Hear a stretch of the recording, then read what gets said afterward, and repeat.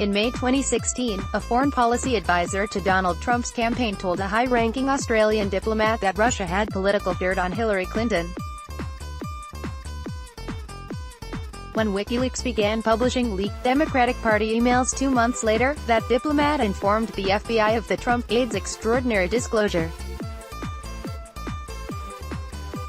Federal law enforcement responded by launching an investigation into Russian interference in the 2016 election, and the possibility that members of the Trump campaign colluded in that effort.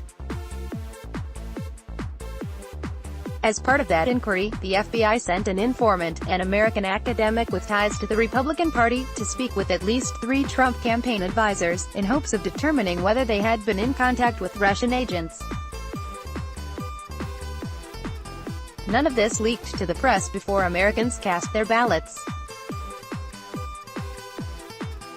While the FBI disclosed the discovery of Clinton emails on Anthony Weiner's laptop weeks before the election, the only major story on the probe into her rival that leaked last October was a New York Times piece that all but exonerated Donald Trump in its headline.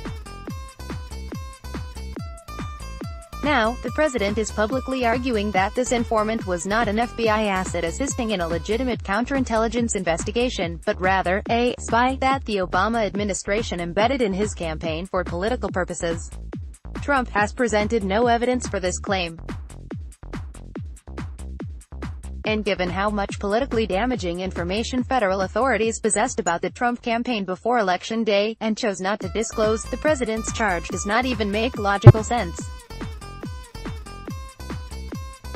On the other hand, Trump has an obvious motivation to discredit the special counsel's ongoing investigation into his inner circle, and a long history of fabricating baseless conspiracies as a means of doing so.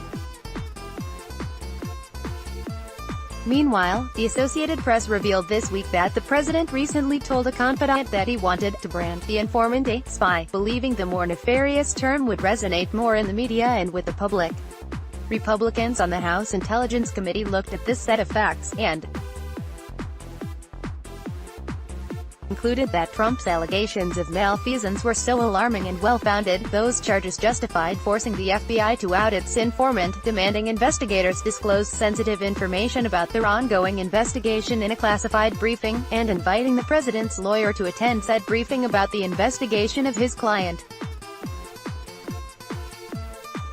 As the New York Times reports, top law enforcement and intelligence officials briefed congressional leaders from both parties on Thursday about the FBI's use of an informant in the Russia investigation, a highly unusual concession to Congress all but ordered by President Trump. John F. Kelly, the White House chief of staff, whom Mr. Trump asked to help organize the meetings, attended both sessions, as did Emmett T. Flood, a lawyer representing Mr. Trump in the Russia investigation.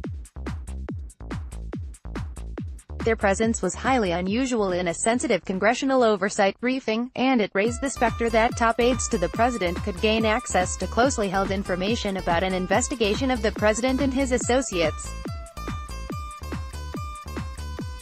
Initially, the White House had planned for only House Intelligence Committee Chair Devin Nunes, its longtime co-conspirator in ginning up politically useful conspiracy theories, to receive this briefing.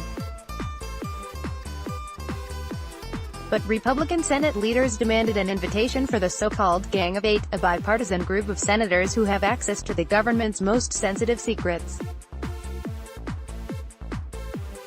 Administration officials responded by agreeing to hold 2 separate meetings Thursday, one for Nunes and the Justice Department, and another for the bipartisan group of senators, Thursday afternoon.